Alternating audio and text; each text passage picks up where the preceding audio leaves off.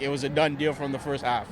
So I was like, yo, it's done. Like, well, I was watching for fun, you know? Bulls suck. Yeah. For real.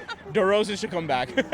This is Fan First Network. We're going to respectfully smoke this Bulls pack. I have respect for DeMar DeRozan because DeMar DeRozan is my favorite player in the league. It's an easy win, to be honest. There was that weird stretch late in the game where it was almost like I was starting to think, holy fuck, are we seeing like another, just like the playing game, it was like fucking deja vu, like you almost thought, are they going to implode again? But then they kind of held on. A really horrendously boring game of basketball, but I mean, like, we won, so I can't complain. Oh, LaVine, he went off as always. You know, he was questionable to play, and they would have lost by probably 50 more points if he didn't play. And the Bulls are ass. I'm sorry, the Bulls are trash. Zach LaVine's gone. They're all gone. Fuck the Bulls. All right, sorry. No, go ahead. Fuck the Bulls. Fuck them all. Zach LaVine dropped 37. It's just him, man.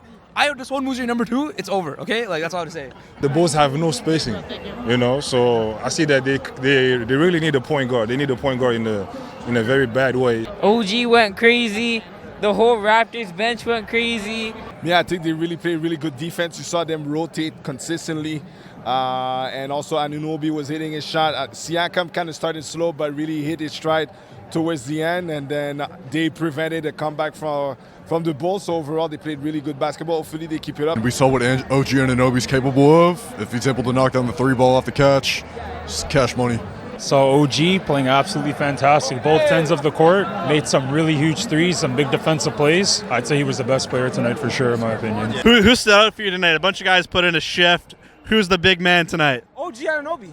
OG. 22 points. He was hit from 3. Number 1 would be OG. He was excellent on both ends, like, you know, defensively, and then he was our game high scorer, so I'd single him out. OG was, he played great. Gary, he was going off in the first quarter with his threes and all that. Gary hit a few clutch threes, a few in the beginning quarters too. Not bad.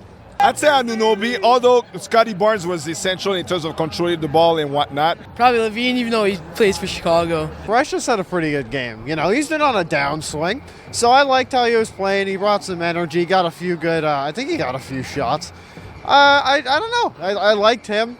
Oh, I thought Scottie was real good. Scottie Barnes, he really maintained a good tempo, and he was really steady throughout the entire game, so I would give it to Scottie Barnes. Scottie, too, had a very productive game, I think, on both ends. And then I would actually have my third mention is who you mentioned, Gary, because it was nice to see the 3 ball finally falling for him. I think he hit about 4 or 5 tonight, something like that. So Dennis Schroder was hitting his threes. Gary Trent Jr. was hitting his threes. It was a collective, like, team game all around. Pascal wasn't that spicy. He was kind of mild this game, but, you know, he got, 15 points. He still did his thing. Scottie, I'd say too. Pascal, he picked it up near the end a little bit. Poeltl, he did his thing also. Feels good to have a center, especially I have to say that. Feels good to have a center on this team. The center, number 9, Jakob Poeltl. Yeah. He had a very good game. He's a very sound basketball player. He knows his fundamentals, and he knows how to move. He knows how to set picks. He knows how to roll, and he knows how to get to the basket, to attack the basket. So I really like that about center. Even though they win, bit of sad news, terrible news, deplorable news. The Raptors are eliminated from the in-season tournament with the Orlando Magic win earlier today. Just what are your thoughts on the early elimination? I don't care.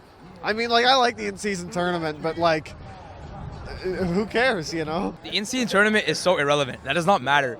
It's just the regular season that matters fully. Who cares about... And that was a terrible game. Orlando was a terrible game anyways. But who cares about all that? The in-season tournament does not matter. Regular season, all I care about. Nobody even understands it, really. It was just regular season games. No point of it. We don't play. We play for championships. We don't play for no in-season thing, so it's okay. I think it's nice they tried something new, but I'm not totally sold on the in-season tournament, so I'm not really that, I'm not too bothered by it. I'd rather just get as many wins as we can and let's not have to deal with the fucking playing. It creates winning habits. So I would say that it's a good thing for teams to actually compete for something within the season, not only just the playoffs and the championship, but I think actually competing during the season brings teams together, brings players together, and it creates more camaraderie. It creates a winning mentality. NBA, we need to have a little chat. Just bear with me a little moment here.